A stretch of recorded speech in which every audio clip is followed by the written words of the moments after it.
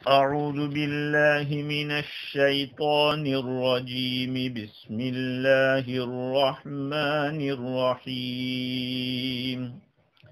يا أيها الذين آمنوا ليبلونكم الله بشيء من الصيد تناله أيديكم ورماحكم ليعلم الله من يخافه بالغيب فمن اعتدى بعد ذلك فله عذاب أليم يا أيها الذين آمنوا لا تقتلوا الصيد وأنتم حرم ومن قتله منكم متعمدا فجزاء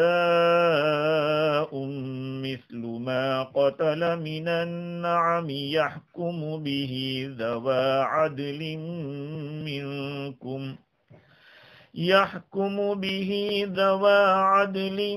منكم هديا بالغ الكعبة أو كفارة طعام مساكين أو عدل ذلك صياما ليذوق وبال أمره عفى الله عما سلف ومن عاد فينتقم الله منه والله عزيز ذو انتقام صدق اللہ العظیم۔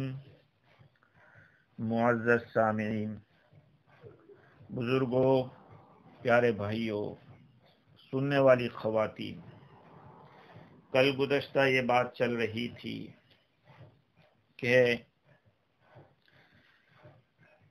کوئی حکم شریعت کا کسی چیز کے بارے میں ابھی آیا نہیں ہے،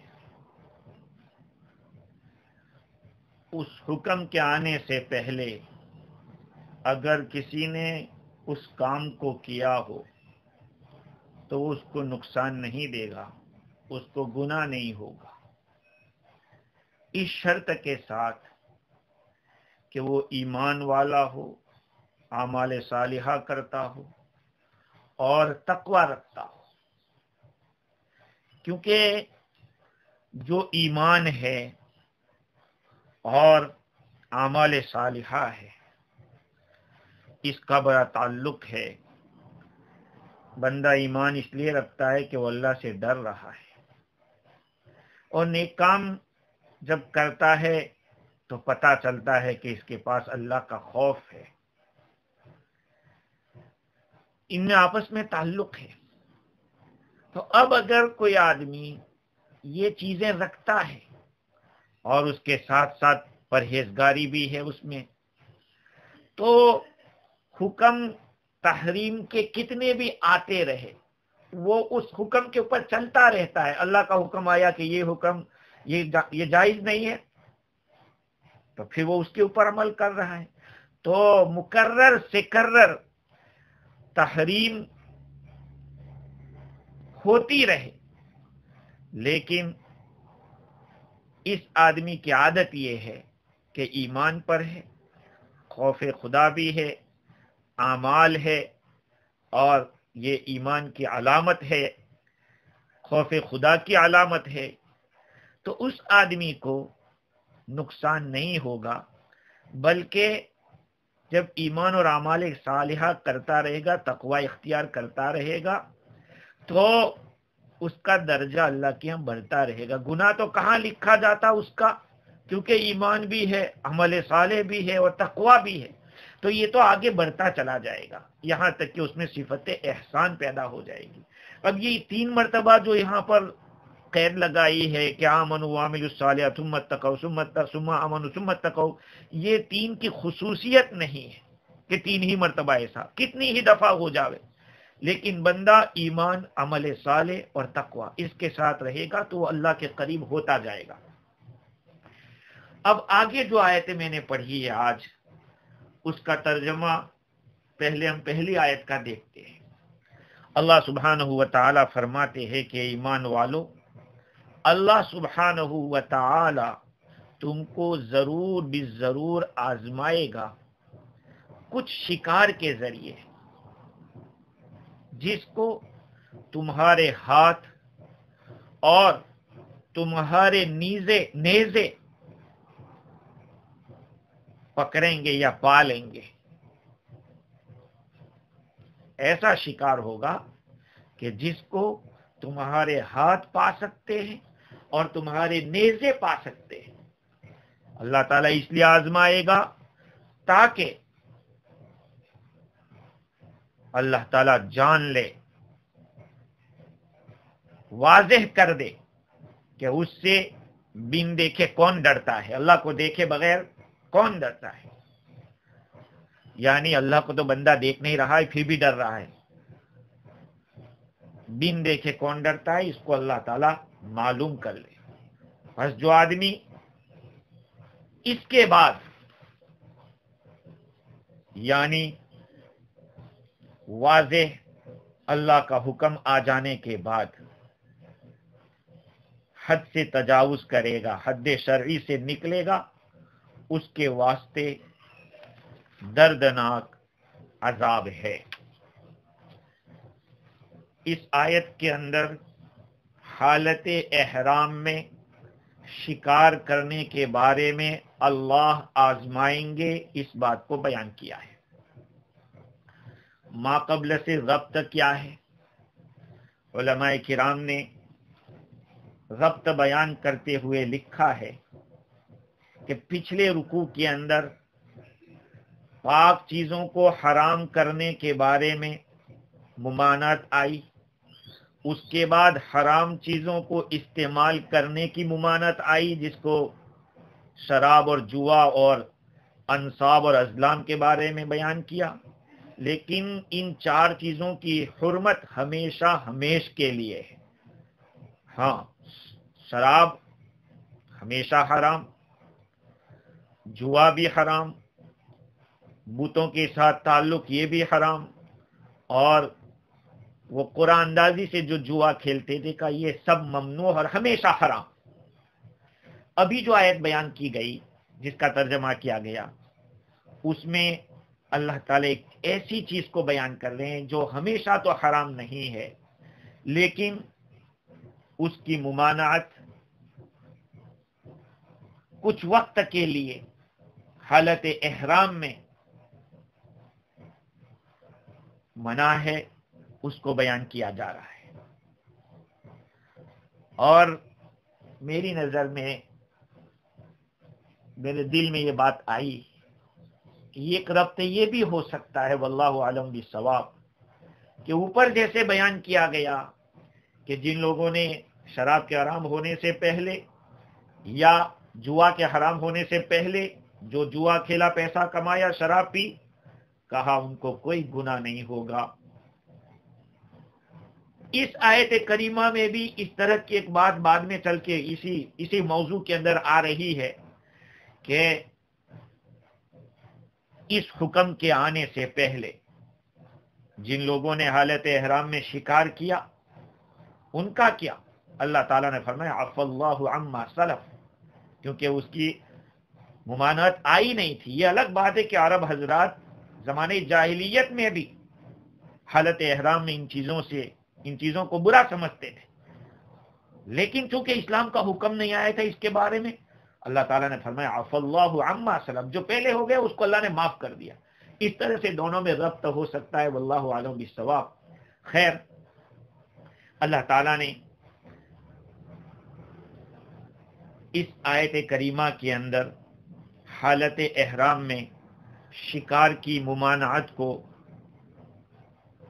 بلکہ اللہ تعالیٰ آزمائیں گے اس کو بیان کیا ہے۔ شروع سورت کے اندر جب سورہ مائدہ شروع ہوئی، اس میں بھی ممانعت کا ذکر تھا، لا تحلوا شعائر اللہ ولا الشہر الحرام ولا الہدی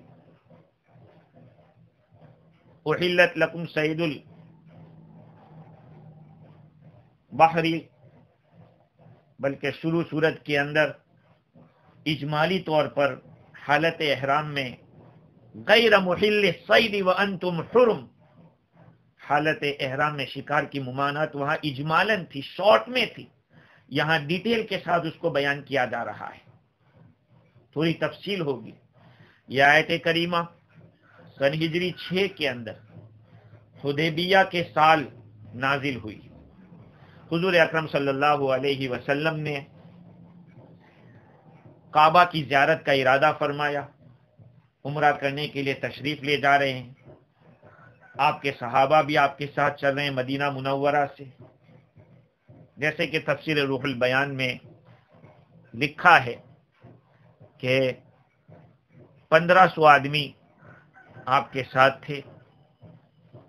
مقام حدیبیہ کے اوپر وہ حضرات اترے، اللہ تعالیٰ نے اس وقت یہ آیت کریمہ نازل فرمائی تھی، جس میں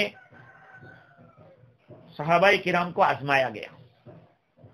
کس طرح سے آزمایا؟ کہ وہ لوگ حالت احرام میں تھے، ان کے سامنے جو شکار آتے تھے اتنے قریب آ جاتے تھے کہ اگر ہاتھ سے پکڑنا چاہتے یا ان کی سواریوں کے بالکل قریب ہو گئے تھے، ہاتھ سے پکڑنا چاہتے تو پکڑ سکتے تھے، نیزے سے مارنا چاہتے تو مار بھی سکتے تھے، ارادہ بھی اگر کیا، جیسے کہ روح البیان میں لکھا ہے کہ فہموا باخذھا، انہوں نے ارادہ کیا پکڑنے، اللہ تعالیٰ نے یہ آیت کریمہ نازل فرمائی، یا ایھا الذین آمنوا لیبلونکم اللہ بشیء من الصید تنالہ ایدیکم ورماحکم، اے ایمان والو تمہیں اللہ تعالیٰ ضرور بالضرور آزمائے گا کچھ شکار کے ذریعے جس کو پکڑ سکیں گے تمہارے ہاتھ اور تمہارے نیزے، اللہ آزمائے گا۔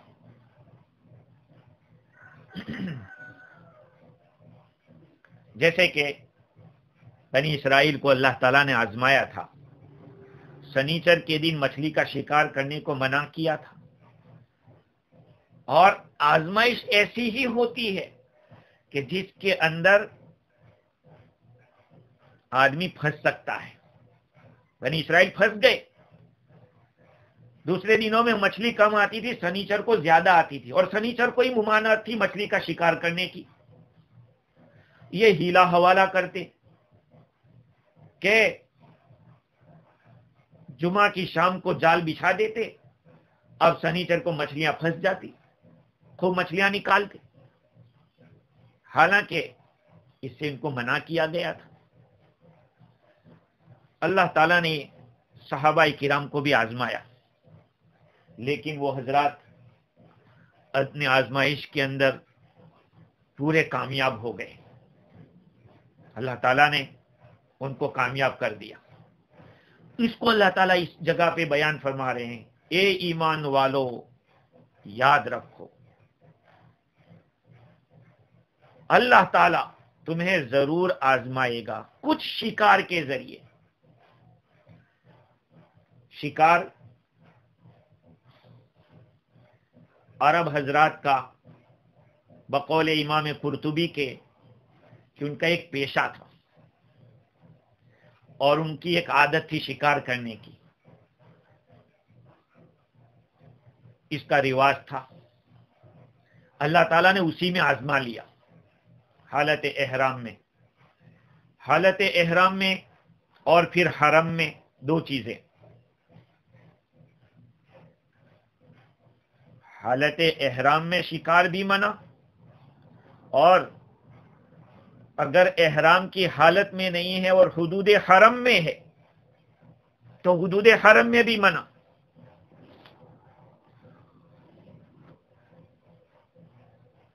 اب حدود حرم کیا ہے وہ آگے چل کے انشاءاللہ بیان کریں گے۔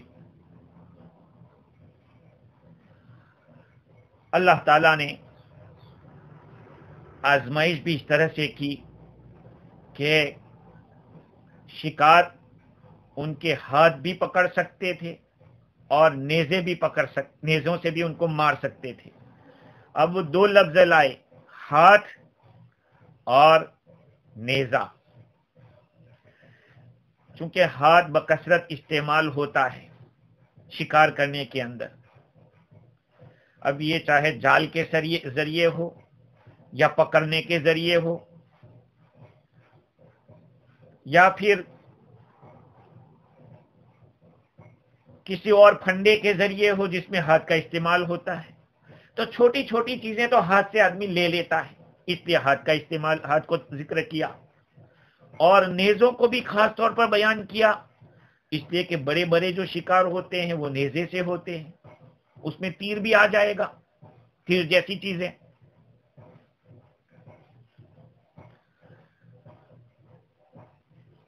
لِيَعْلَمَ اللَّهُ مَن يَخَافُهُ بِالْغَيْبِ، اللہ تعالیٰ یہ چاہتے ہیں کہ اللہ سے کون ڈرتا ہے؟ بندے کو تو اللہ تعالیٰ پہلے سے جانتا ہے کہ اس میں کون کامیاب ہوگا اور کون کامیاب نہیں ہوگا۔ اشارہ بھی اللہ تعالیٰ نے کر دیا کہ یہ جو امتحان ہوگا وہ کوئی بہت بڑا امتحان نہیں ہوگا، چھوٹا سا ہوگا۔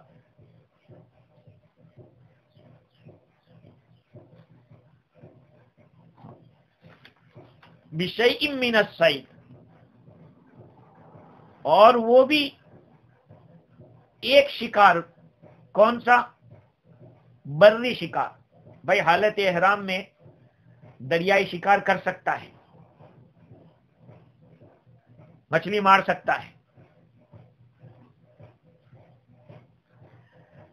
اس لیے چھوٹی سی بات بتائی کہ کچھ شکار، قدرے شکار کے ذریعے تم کو آزمائے گا جس کو تمہارے ہاتھ بھی پکڑ سکیں گے، تمہارے نیزے بھی۔ اور اس کا مقصد کیا ہے؟ مقصد یہ ہے کہ اللہ تعالیٰ تم کو جاننا چاہتا ہے۔ اللہ تو جانتا ہے، پہلے سے جانتا ہے، لیکن واضح طور پر اوپن کرنا چاہتا ہے۔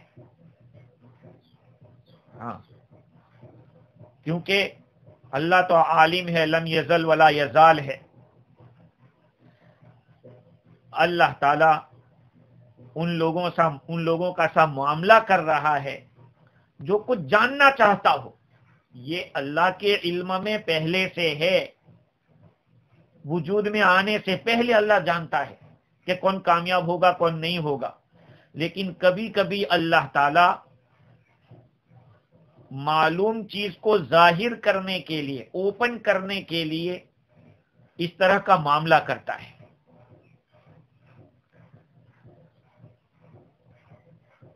کن کو معلوم کرنا ہے؟ کہ جو اللہ سے ڈرتا ہے بالغیب۔ بالغیب کے امام راضی نے دو مطلب بتلائے ہیں۔ ایک تو یہ ہے کہ وہ ایمان بالغیب رکھتے ہوئے، غیب پر ایمان رکھتے ہوئے کون ڈرتا ہے اللہ سے، اور دوسرا مطلب یہ لکھا کہ بن دیکھے اخلاص کے ساتھ، اللہ کو دیکھا نہیں لیکن اخلاص کے ساتھ اور یقین کے ساتھ وہ اللہ سے ڈر رہا ہے۔ ایک آدمی سامنے ہوتا ہے اور ایک آدمی غائب ہوتا ہے، ان دونوں میں فرق ہوتا ہے۔ ہاں، جیسے منافقین کا حال تھا، سامنے کچھ ہوتے تھے پیچھے کچھ ہوتے تھے، لیکن جو صحیح ایمان رکھتا ہے وہ تو سامنے ہو تب بھی کیا اور سامنے نہ ہو تب بھی کیا۔ تو یہ ایمان بالغیب ہو یا یہ کہ اللہ کو دیکھتے نہیں پھر بھی اللہ سے ڈر رہے ہیں، وہ کون ہے؟ اللہ ان کو معلوم کرانا چاہتا تھا۔ فَمَنِ اعْتَدَىٰ بَعْدَ ذَلِكَ فَلَهُ عَذَابٌ أَلِيمٌ۔ اور اس کے بعد کا مطلب یہ ہے کہ اللہ تعالی نے واضح کر دیا ہے کہ ہم آزمائیں گے۔ اس اوپن بیان کرنے کے بعد بھی جو حد تجاوزی کرے گا تو اس کے لیے دردناک عذاب ہے، اس لیے کہ جب حکم آ گیا اور اللہ کی طرف سے انفارم کر دیا گیا کہ تمہاری آزمائش ہوگی، پھر بھی اگر اس کے خلاف کر رہا ہے، یہ مکابرہ ہے، اوپنلی اللہ کے ساتھ بغاوت کر رہا ہے، مقابلہ کر رہا ہے اللہ سے، اور اللہ کی تدبیر کی اس کے نزدیک کوئی پرواہ نہیں، اس کی طاعت سے نکل رہا ہے، اللہ کی خوف اور خشیت سے وہ دور ہو رہا ہے، اس لیے کہا کہ اس کو دردناک عذاب ہوگا۔ اب دیکھیے، ایک آدمی حالت احرام میں اللہ کی طرف چل پڑا ہے اور اس کی طرف جاتے ہوئے پھر واپس ہوگا، کہا یہ بہت بڑا جرم ہے، بہت بڑا جرم ہے، اس لیے دردناک عذاب ہوگا۔ یہ دردناک عذاب کیا ہو سکتا ہے؟ امام رازی نے لکھا کہ عذاب آخرت تو ہے، لیکن دنیا میں اس کو سزا بھی دی جا سکتی ہے، دنیا کا عذاب بھی ہو سکتا ہے۔ عذاب کے معنی سزا دینا۔ دیکھو، ایک ہوتا ہے اللہ کا عذاب آ جاوے دنیا میں جس میں سب برابر ہوتے ہیں، اور ایک عذاب ہوتا ہے سزا۔ تفسیر میں آپ نے سنا ہوگا کہ حضرت سلیمان علیہ السلام نے ہدہد کے بارے میں فرمایا تھا، لَوْ عَذِّبَنَّهُ عَذَابًا شَدِيدًا أَوْ لَيَأْتِيَنَّهُ، کہا میں اس کو سخت سزا دوں گا۔ حضرت سلیمان علیہ السلام فرما رہے ہیں میں سزا دوں گا ہدہد کو۔ تو دنیاوی سزا کے لیے بھی عذاب کا لفظ آتا ہے۔ اب حضرت عبداللہ ابن عباس رضی اللہ عنہما کا قول دیکھیے، جس کو امام رازی نے لکھا کہ یہ عذاب یہ ہے کہ اس کا پیٹ پھوڑ دیا جائے یا اس کی پشت کے اوپر اچھی پٹائی کی جائے کپڑے نکال کے، اور امام قفال نے کہا کہ یہ بھی جائز ہے، اس لیے کہ عذاب کا لفظ پٹائی پر بھی بولا جاتا ہے۔ فَمَنِ اعْتَدَىٰ بَعْدَ ذَلِكَ فَلَهُ عَذَابٌ عَلِيمٌ، جو شخص اس کے بعد، اس وضاحت کے بعد اور اس انفارمیشن کے بعد حد سے نکلے گا، اس کے لیے دردناک سزا ہے۔ کیوں بھائی دردناک سزا؟ اس لیے کہ ایک طرف تو وہ احرام باندھ کے اللہ کی طرف نکل چکا ہے، اور احرام کی طرف، احرام کے ساتھ نکلنے کے بعد پھر اللہ کے حکم کے خلاف کرتا ہے، تو سزا ملنی چاہیے۔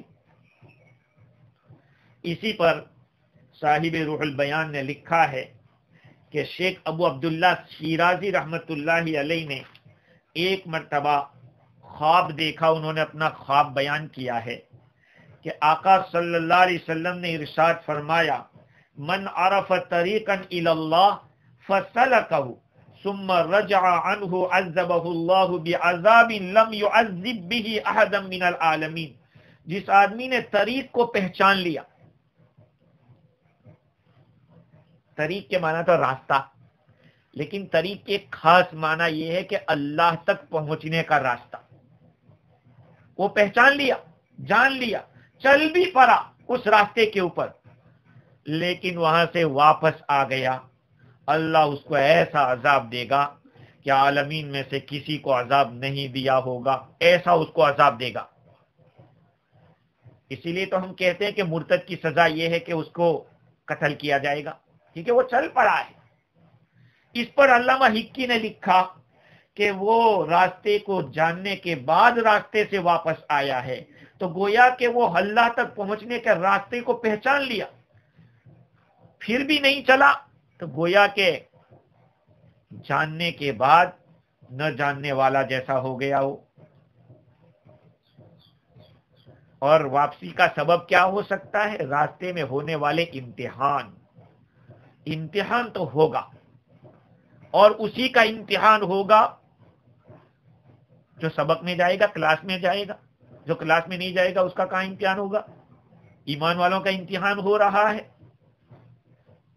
کورونا میں لوگ جا رہے ہیں، لوگ کرونا کر کے، یہ ایک آزمائش ہے اللہ کی طرف سے، اور ہم راضی ہیں۔ ہاں، فَمَنِ اعْتَدَىٰ بَعْدَ ذَلِكَ فَلَهُ عَذَابٌ عَلِيمٌ۔ اللہ ہم سب کی حفاظت فرمائے، اور جتنے ایمان والے اس بیماری میں مبتلا ہے سب کو نکال لے، اللہ تعالیٰ عافیت عطا فرمائے اور امت کی حفاظت فرمائے، خصوصاً امت کے علماء کو اللہ تعالیٰ محفوظ رکھے، ان لوگوں کی زندگیوں میں برکت عطا فرمائے۔ فَمَنِ اعْتَدَىٰ بَعْدَ ذَلِكَ فَلَهُ عَذَابٌ أَلِيمٌ۔ اس کے بعد یہ واضح اللہ کی طرف سے انفارمیشن کے بعد جو بھی حد تجاوزی کرے گا اس کے لیے دردناک عذاب ہوگا۔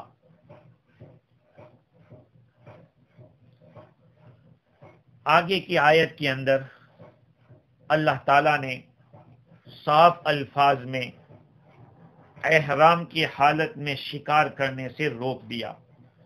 یا ایھا الذین آمنوا لا تقتلوا الصید وانتم حرم، اے ایمان والو تم شکار کو قتل مت کرو اس حال میں کہ تم احرام کی حالت، اس حال میں کہ تم محرم ہو، تم احرام میں ہو۔ وَمَنْ قَتَلَهُ مِنْكُمْ مُتَعَمِّدًا فَجَزَاءٌ مِثْلُ مَا قَتَلَ مِنَ النَّعَمِ، جو شخص تم میں سے شکار کو جان بوجھ کر قتل کرے گا تو اس کی سزا یہ ہے کہ اس جیسا جانور جس کو اس نے قتل کیا ہے اس جیسا جانور اس کو دینا پڑے گا۔ یحکم بہ ذوی عدل منکم، جس کا فیصلہ تم میں سے دو معتبر آدمی کریں گے۔ ہدیم بالغ الکعبہ، چاہے تو وہ جانور کو کعبہ تک پہنچانی پڑے، او کفارۃ طعام مساکین، یا پھر اتنے مسکینوں کا کفارہ دے دیا جائے، مسکینوں کو کھانا کھلایا جاوے۔ او عدل ذالک الصیاما، یا اتنی مقدار روزے رکھ لے۔ لیذوق وبال امری، یہ اس وجہ سے تاکہ وہ اپنے عمل کی شامت کو چکھ لے، اپنے کیے کا وبال چکھ لے۔ عفا اللہ عما سلف، اللہ تعالیٰ نے معاف کر دیا جو پہلے گزر چکا اس کو۔ ومن عاد فینتقم اللہ منہ، اور جو شخص پھر دوسری مرتبہ ایسی حرکت کرے گا اللہ تعالیٰ اس سے انتقام لے گا، اور اللہ تعالیٰ عزیز ذو انتقام، اللہ تعالیٰ زبردست ہیں، انتقام لینے والے ہیں، انتقام لے سکتے ہیں۔ یہ آیت کریمہ ہے جس کے اندر اللہ رب العزت نے احرام کی حالت میں شکار سے منع کیا ہے۔ دیکھیے حالت احرام میں ایک تو احرام کا احترام کرنا ہے، اور پھر دوسری بات یہ ہے کہ حدود حرم میں اس کا بھی لحاظ رکھنا ہے۔ پہلے ہم جان لیں کہ حرم کتنا ہے۔ تفسیر روح البیان میں لکھا ہے کہ حرم مکہ کی جو مقدار ہے وہ ایسٹ کی طرف سے 6 مائل ہے، اور دوسری جانب 12 مائل ہے، تیسری جانب 18 مائل ہے، اور چوتھی جانب 24 مائل ہے۔ ہاں، 6، 12، 18 اور 24۔ اس کو فقی ابو جعفر کے حوالے سے صاحب روح البیان نے نقل کیا۔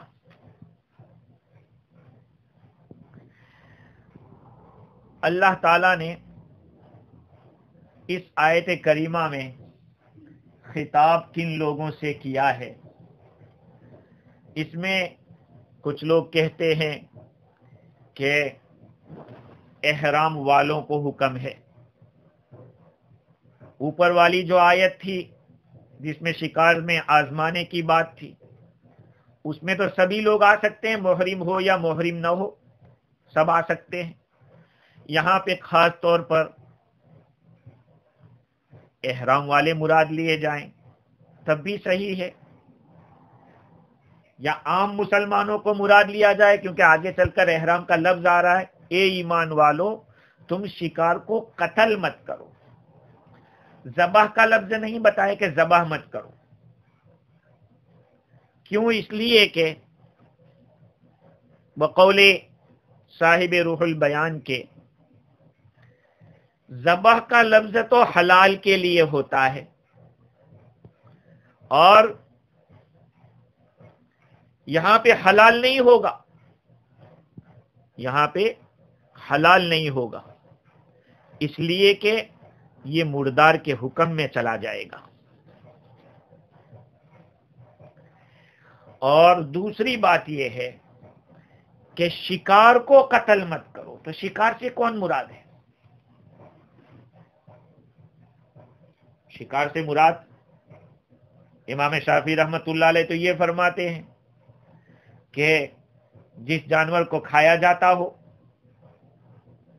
اور وہ بھاگنے والا ہو، بھٹکنے والا ہو۔ لیکن امام ابو حنیفہ رحمت اللہ علیہ فرماتے ہیں کہ یہاں صید سے مراد ہر وہ جانور ہو سکتا ہے، چاہے وحشی جانور کیوں نہ ہو، سوائے ان جانوروں کے جن کی حدیث میں اجازت ملی ہے۔ وہ بعد میں چل کے بات آنے والی ہے کہ کچھ جانور ایسے ہیں کہ جن کو حالت احرام میں مارنا جائز ہے، جیسے کہ چیل ہے، کوا ہے۔ 5 فواسق جس کو ابن کثیر کے اندر بھی نقل کیا ہے، 5 فواسق یقتلن فی الحل والحرم، 5 فواسق ایسے ہیں کہ جن کو حرم اور حل دونوں جگہ قتل کیا جا سکتا ہے۔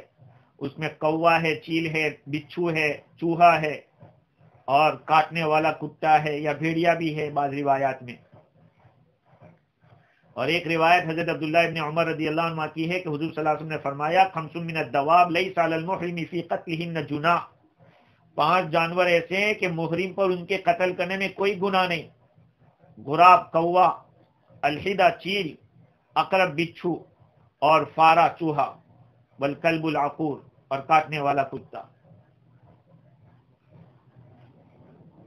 امام ابو حنیفہ رحمت اللہ علیہ فرماتے ہیں کہ صید سے مراد کوئی بھی جانور، چاہے وہ کھایا جاتا ہو یا نہ کھایا جاتا ہو، سب اس کے اندر داخل ہے۔ لا تقتلوا الصید وانتم حرم، اس حال میں کہ تم احرام میں ہو۔ امام رازی نے اس مقام کے اوپر اتنے سارے مسائل لکھ ڈالے جس کا احاطہ کرنا بھی بہت مشکل ہے، تفصیل، بلکہ تفسیر قرطبی کے اندر تو 30 مسائل اس کے تحت لکھے ہیں۔ میں تھوڑا اشارہ ہی کرتا ہوں کچھ کی طرف۔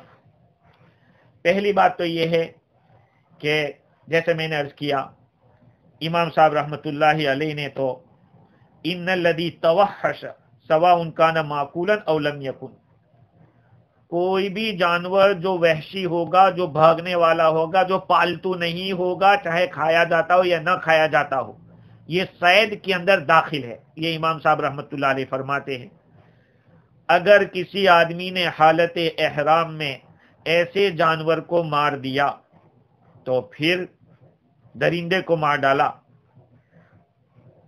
تو وہ ضامن ہوگا، اور اس زمان کے اندر ایک بکری کی قیمت سے زیادہ نہیں دینا پڑے گا۔ اور امام زفر جو حنفی عالم ہے وہ تو فرماتے کہ جتنی قیمت ہوتی ہوگی اتنا دینا پڑے گا۔ اور دوسرا قول صید کے بارے میں امام شافعی رحمۃ اللہ علیہ کا ہے، وہ یہ کہ ہوا ما یؤکل لحمہ، جس کا گوشت کھایا جاتا وہ شکار ہے، لہذا اگر کسی درندے کو مار ڈالا تو امام شافعی رحمۃ اللہ علیہ کے یہاں ضمان نہیں دینا پڑے گا۔ ایک اور بات جس کو تفسیر ابن کثیر میں لکھی ہے وہ یہ ہے کہ اگر کوئی درندہ محرم کے اوپر حملہ کر رہا ہے اور پھر اس نے مار ڈالا تو اس پر اس کو کچھ دینا نہیں پڑے گا حنفیہ کے یہاں۔ دوسری بات یہ ہے کہ لا تقتلوا کا لفظ آیا ہے، اے ایمان والو تم قتل مت کرو شکار کو. اگر کسی نے شکار پکڑ لیا اور قتل نہیں کیا، چھوڑ دیا، تو اس پر کوئی جزا واجب نہیں ہوگی، اس کو کچھ دینا نہیں پڑے گا. اور وَأَنْتُمْ حُرُمْ، اللہ تعالیٰ فرماتے کہ حالت احرام میں تم ہو، اس میں چاہے مرد ہو یا عورت ہو، آزاد ہو یا غلام ہو، سب کو یہ شامل ہے. اور زمان اور مکان، حالت احرام میں چاہے ہل میں کیا ہو یا حرم میں کیا ہو، شکار منع ہے. مکان دیکھو، حرم جو ہے، حرم ایک تو حرم مکہ ہے، ایک حرم مدینہ ہے. حرم مدینہ کا شوافی کے نزدیک تو وہاں بھی ممانعت ہے شکار کی، اور بعض علماء کے نزدیک وہ بات نہیں ہے، بلکہ طائف کو بھی شامل کیا ہے شوافی نے. تو میں عرض کر رہا تھا کہ شکار کرنے کے بعد اس کو ذبح کر لیا ہے تو یہ آگے چل کے بات آ رہی ہے. اگر اس نے قتل نہیں کیا ہے، چھوڑ دیا، تو کوئی پرابلم نہیں. اگر شکار کو زخمی کیا ہے تو اس کے لیے بھی حکم ہے. تفسیر رازی کے اندر لکھا ہے کہ اگر کسی آدمی نے زخم کیا ہے، امام شافعی رحمت اللہ علیہ یہ فرماتے ہیں کہ ہرن ہے، اس کی قیمت اگر کم ہو گئی زخم سے، تو پھر زخم کے لحاظ سے اس کو جتنی قیمت کم ہوئی ہے اس کو دینا پڑے گا. مثال کے طور پر زخمی کیا ہرن کو اور اس کی قیمت میں 10% کمی آ گئی، تو کہا کہ بکری کی قیمت لگاؤ اور اس کے 10% جو ہوتا ہے وہ دینا پڑے گا. اور دوسری بات یہ ہے کہ اگر ایک جماعت نے مل کر ایک جانور کو شکار کر دیا تو امام شافعی فرماتے ہیں رحمت اللہ علیہ کہ ایک ہی بدلہ دینا پڑے گا. لیکن امام ابو حنیفہ، امام مالک اور امام ثوری یہ تو سب فرماتے کہ ہر ایک کے اوپر ایک ایک دینا پڑے گا، سب شریک ہے اس میں. لا تقتلوا الصید وانتم حرم، اے ایمان والو تم شکار کو قتل مت کرو اس حال میں کہ تم احرام میں ہو. ومن قتله منكم متعمدا فجزاء مثل ما قتل من النعم يحكم به ذوى عدل منكم، اور جس آدمی نے تم میں سے جس نے شکار کو قتل کر دیا، جان بوجھ کر قتل کیا ہے. اب سوال یہ ہے کہ کیا بھولے سے کیا ہے تو یہ حکم نہیں ہے. دیکھیے، جان بوجھ کر کرے یا بھول سے کرے، حکم تو دونوں کا یہی ہے. جان بوجھ کر کا مطلب اس کو پتا ہے کہ میں حالت احرام میں ہوں پھر بھی ایسا کیا، یا یہ کہ اس کو پتا ہے کہ حالت احرام میں جانور کو قتل نہیں کرتے، شکار اس طرح نہیں کرتے. دیکھو یاد رکھیں، شکار کا مطلب وہی ہے کہ جو پالتو جانور نہ ہو. اگر کسی نے خصی کو، بکرے کو ذبح کیا ہے، گائے کو ذبح کیا ہے، مرغی کو ذبح کیا ہے، بیل کو ذبح کیا، اونٹ کو کیا، تو اس میں تو کوئی چیز واجب نہیں ہوگی، اس لیے کہ وہ شکار نہیں ہے. اور متعمدن کی قید اس وجہ سے تغلیظ کے لیے، آدمی حالت احرام میں ہے، اس کے لیے مذکر ہے، یاد دلانے والا ہے. اس لیے اگر بھول سے کرے یا جان بوجھ کر کرے، دونوں کا بدلہ تو وہی ہے. لیکن میں نے عرض کیا اگر جان بوجھ کر کیا ہے تب تو ظاہری بات ہے کہ اس کی پکڑ ہو سکتی ہے اخروی، توبہ کرنی پڑے گی، استغفار کرنا پڑے گا. اور اگر بھولے سے ہو گیا ہے، ایسے ہی مار رہا تھا، پتھر مارا، وہاں سے کوئی جانور پرندہ اڑ رہا تھا، اس کو لگ گیا، وہ مر گیا، تو یہ بھول سے ہوا ہے، بھول سے ہوا ہے، پھر بھی اس کو دینا پڑے گا، اس کا جو بدلہ ہوتا ہے وہ آگے چل کے آ رہا ہے۔ دیکھیے ایک مسئلہ میں آپ سے عرض کرتا ہوں کہ شریعت بھی کتنا لحاظ رکھتی ہے۔ دیکھیے نماز میں آدمی کھڑا ہے اور نماز کے درمیان کسی سے بات کر لی، فون آیا، فون اٹھا کے اس میں بات کرنے لگا، نماز اس کی فاسد ہو گئی۔ لیکن روزہ رکھا ہے ایک آدمی نے اور روزے میں کھانا کھا لیا، اس کو یاد نہیں ہے کہ میرا روزہ ہے، اس کا روزہ فاسد نہیں ہوگا، اس لیے کہ روزے میں کوئی مذکر موجود نہیں، یاد دلانے والا۔ کون سی ہیئت سے پتا چلے گا کہ اس کا روزہ ہے؟ نماز کی تو ہیئت اس کو بتا رہی ہے، رکوع میں ہے، سجدے میں ہے، قاعدے میں ہے، قیام میں ہے، یہ بتا رہا ہے کہ یہ نماز میں ہے۔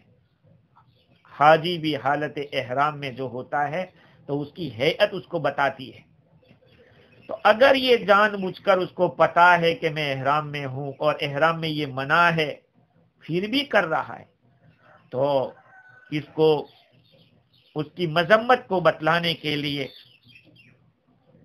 تغلیظ کے لیے، شدت کو بتلانے کے لیے متعمدن کا لفظ بیان کیا، ورنہ اگر بھولے سے کرے گا تب بھی اس کو اسی طرح سے کرنا پڑے گا۔ کیا بدلہ ہے؟ فَجَزَاءٌ مِثْلُ مَا قَتَلَ مِنَ النَّعَمِ، تو پھر اس کو بدلہ دینا پڑے گا، اس کے اوپر اس کی سزا واجب ہوگی، اس کے مثل، اس جانور کے مثل جو اس نے قتل کیا ہے۔ اس کے مثل سے کیا مراد ہے؟ امام شافعی رحمت اللہ علیہ اور احناف کا اس بارے میں اختلاف ہے۔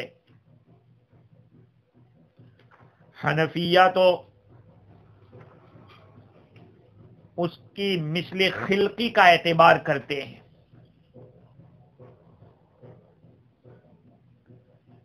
ہاں، اور امام شافعی رحمت اللہ علیہ اس کے اندر مثل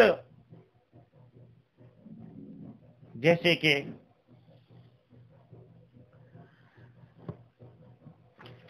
اگر اس نے جنگلی گائے کو شکار کر دیا ہے تو صوافی تو یہی کہیں گے کہ اس کے مثل لاؤ، اور مثل کیا ہوگی؟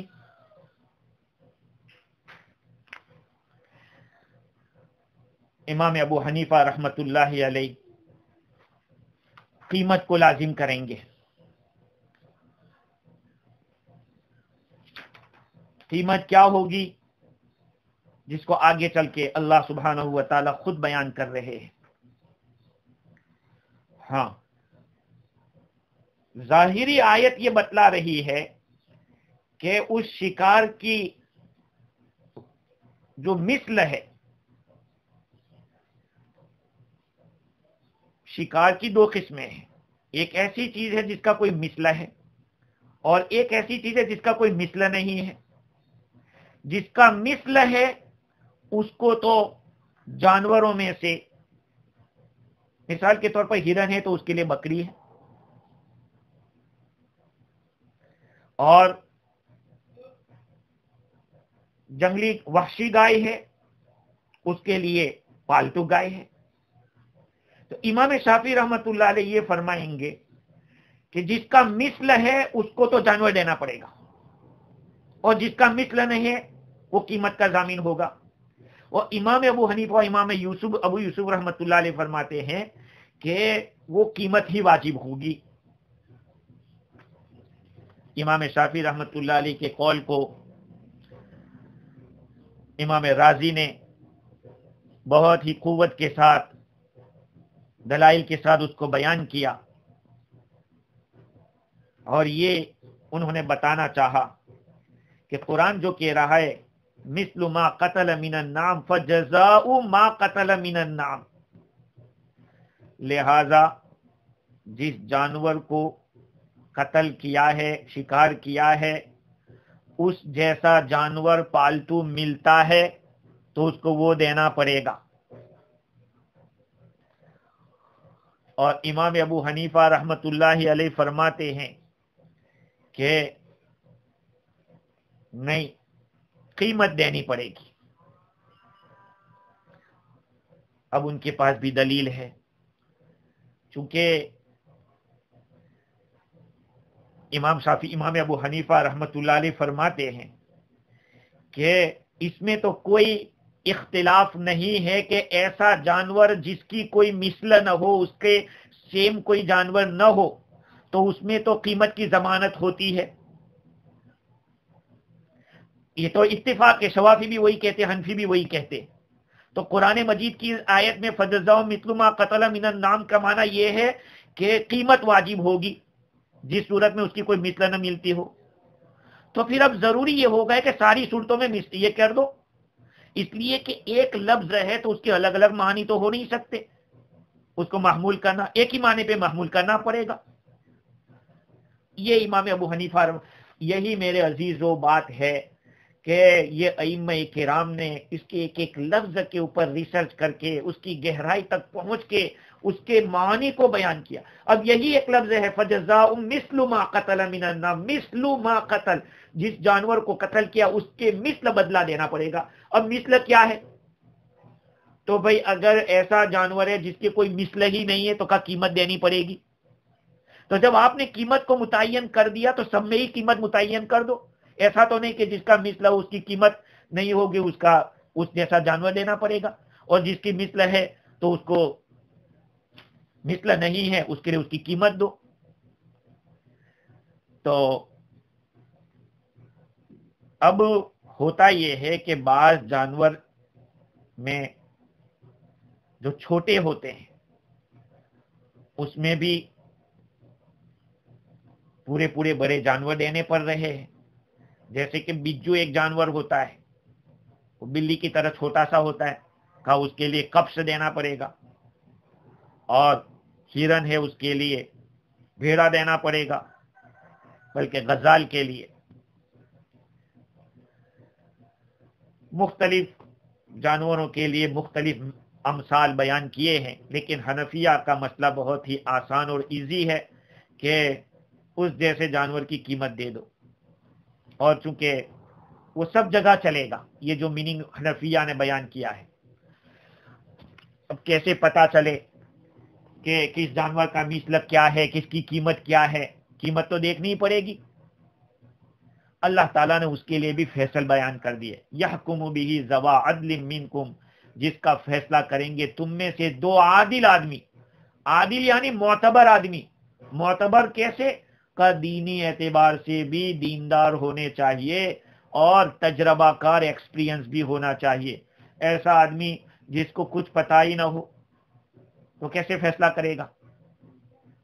تو فیصلہ کریں گے تم میں سے دو عادل آدمی، اور پھر اس جانور کو یا اس کی جو قیمت ہے جانور کو پہنچانا پڑے گا کعبہ تک، یعنی حدود حرم میں اس کو ذبح کرنا پڑے گا۔ حدود حرم میں جیسے قربانیاں جو ہوتی ہے، اسی طرح سے کوئی حاجی حج میں نکلا اور احرام باندھ کے محصر ہو گیا، روک دیا گیا، تو اس کو بھی حدود حرم میں جانور ذبح کرنا پڑے گا، اور تب جا کے وہ اپنے احرام سے نکل سکتا ہے۔ تو اس جانور کو جس کو اس نے قتل کیا ہے اس کا اندازہ لگایا جائے گا، اور اس اندازے کا فیصلہ دو آدمی کریں گے جو دینداری میں بھی قابل اعتبار ہو اور تجربہ اور بصیرت میں بھی قابل اعتبار ہو۔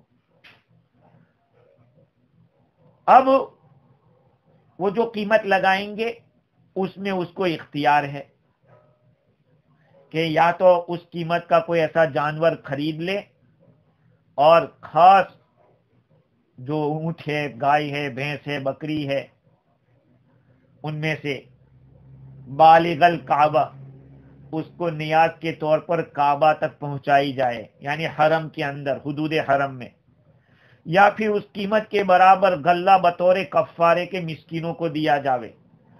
بھئی جتنے ریال کا ہو رہا ہے اتنے ریال میں سے صدقہ فطر کتنے بنتے ہیں، کہ اتنے مسکینوں کو صدقہ فطر دے دو۔ یا پھر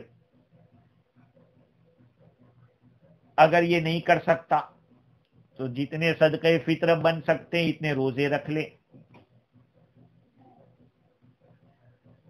اس پر یہی جزا واجب ہے۔ یہ قرآن مجید کا حکم ہے۔ یہ کیوں حکم لائے؟ لیذوق وبال امری، تاکہ اپنے کیے کی سزا کو وہ چکھ لے۔ خیر، اس کے بعد جو گفتگو انشاءاللہ آئندہ کل کریں گے، اللہ تعالی ہمیں دین کی صحیح سمجھ عطا فرمائے اور قرآن مجید سے وابستہ رکھے، تا دم آخر موت تک اس کے ساتھ تعلق رکھے ہمارا۔ وآخر دعوانا الحمدللہ رب